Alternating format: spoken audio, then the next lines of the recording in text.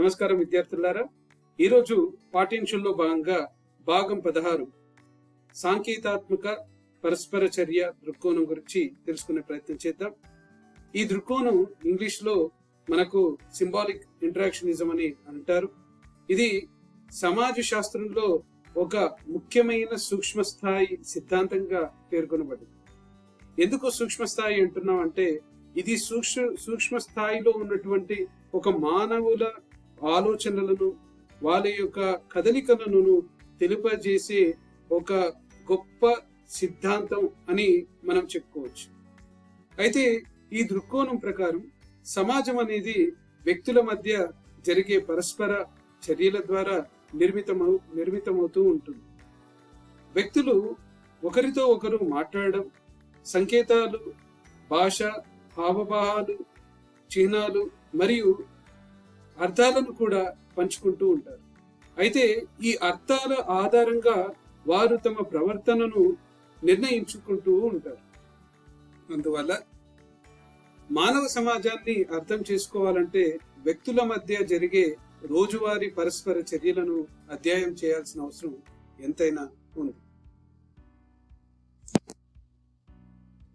అయితే ఈ సిద్ధాంతానికి ముఖ్య ప్రతినిధులు ఎవరు అంటే జార్జ్ హెర్బర్ట్ మీడ్, మరి హెర్బర్ట్ బ్లూమర్, అలాగే ఎర్వింగ్ కాఫ్మాన్ అనే వీళ్ళ ముగ్గురు కూడా ఈ సిద్ధాంతానికి పునాది వేశారని చెప్పుకోవాలి.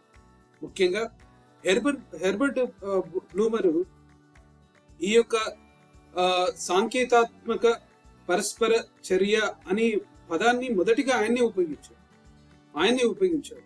సో మీడ్ ప్రకారం ఏమిటి అంటే వ్యక్తి యొక్క స్వయం అంటే సెల్ఫ్ సమాజంతో పరస్పర చర్యల ద్వారా అభివృద్ధి చెందుతుందని ఆయన చెప్పాడు. ఒక వ్యక్తి ఇతరులు తనను ఎలా చూస్తారో అర్థం చేసుకొని తన ప్రవర్తనను రూపొందించుకుంటూ ఉంటారని తను ఎంతగానో బలంగా తన రచనల ద్వారా తెలియజేశాడు. అంటే మన యొక్క వ్యక్తి అంటే మన యొక్క స్వయం ఏదైతే ఉంటుందో, ఒక సెల్ఫ్ అనేది ఏదైతే ఉంటుందో, అది ఇతరులు మన గురించి ఏమనుకుంటారు అని ఆ ఆలోచన మీద ఆధారపడి మన యొక్క వ్యక్తిత్వాన్ని మన యొక్క ఆవభావాలన్నీ కూడా మనం మార్చుకుంటూ ఉంటాం. ఆ విధంగా ఈ యొక్క స్వయం సెల్ఫ్ అనేది మరి సమాజంతో పరస్పర చర్యల ద్వారా మరి ఏర్పడుతుందని తను మీడు చాలా బలంగా చెప్పాడు. అయితే ఈ దృక్కోణం, ఈ యొక్క సాంకేతాత్మక పరస్పర చర్య దృక్కోణం ఇది 3 ప్రధాన సూత్రాలపై ఆధారపడి ఉంది మిత్రులారా. ముఖ్యంగా ఇది వ్యక్తులకు, వస్తువులకు, సంఘటనలకు మరి వారిచ్చే అర్థాల ఆధారంగా స్పందిస్తారు. అలాగే ఆ అర్థాలు సామాజిక పరస్పర చర్యల ద్వారా ఏర్పడతాయని ఈ యొక్క సిద్ధాంతం మనకు చెప్తుంది. అలాగే వ్యక్తులు పరిస్థితులను అర్థం చేసుకొని వాటిని మార్చుకుంటూ తమ ప్రవర్తనను కూడా రూపొందిస్తారని ఈ యొక్క దృక్కోణం చాలా మనకు స్పష్టంగా తెలియజేస్తుంది మిత్రులారా. అయితే ఈ ఉదాహరణకు నేను ఒక ఉదాహరణ మీకు చెప్తాను. ఆ ఉదాహరణకు ఒక ఉపాధ్యాయుడు తరగతిలో విద్యార్థిని ప్రశంసిస్తే ఆ విద్యార్థి తనను తెలివైన వాడిగా భావించి మరింత చురుకుగా ప్రవర్తించవచ్చు. ఇదే సాంకేతాత్మక పరస్పర చర్య ప్రభావం.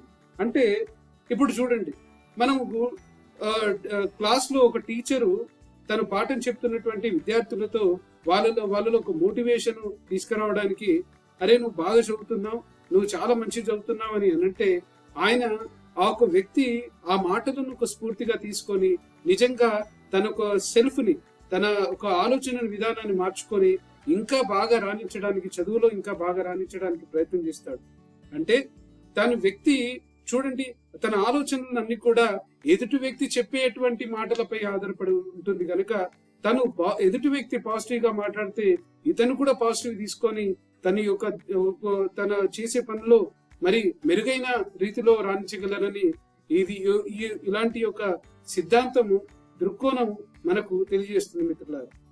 అయితే ఈ దృక్కోణం వ్యక్తుల భావాలు, అనుభవాల, ప్రతిదిన జీవనాన్ని అర్థం చేసుకోవడంలో చాలా ఉపయోగపడుతుంది. అందుకే దీనిని మనము సూక్ష్మ స్థాయి దృక్కోణం అని అంటున్నాం. ఎందుకంటే ఇది వ్యక్తుల యొక్క భావాలు, అనుభవాలు, ప్రతిదిన చర్య, జీవన విధానాన్ని అర్థం చేసుకునే దానికి ఈ యొక్క దృక్కోణం మనకు ఎంతగానో ఉపయోగపడుతుంది. అందుకే దీనిని మనము సూక్ష్మ స్థాయి సిద్ధాంతం అని మనం అంటున్నాం మిత్రులారా. అయితే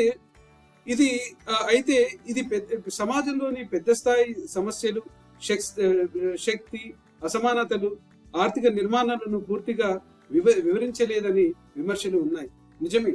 ఎందుకు అంటే ఇది సూక్ష్మ స్థాయిలో ఉన్నటువంటి సిద్ధాంతం గనక, మరి ఇది పెద్ద స్థాయిలో మరి దీని యొక్క సమస్యలను ఇది చెప్పలేదు గనక విమర్శలు దీనికి వచ్చాయి.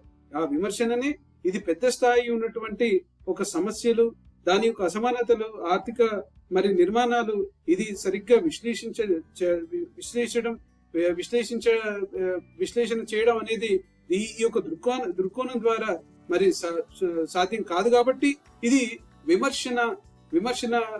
చాలా విమర్శలు ఇది ఎదుర్కోవాల్సి వచ్చింది.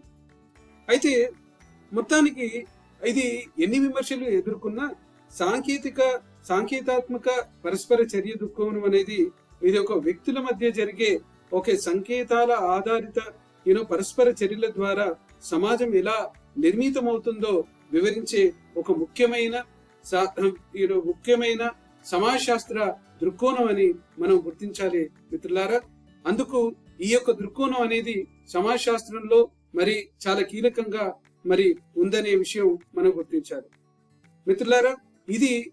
ఈ విషయం మనం ఈ భాగం 16లో ఈ క్లుప్తంగా సాంకేతాత్మక పరస్పర చర్య దృక్కోణం గురించి తెలుసుకున్నాం. ఈ వీడియోను మీరు వీక్షించినందుకు ధన్యవాదాలు.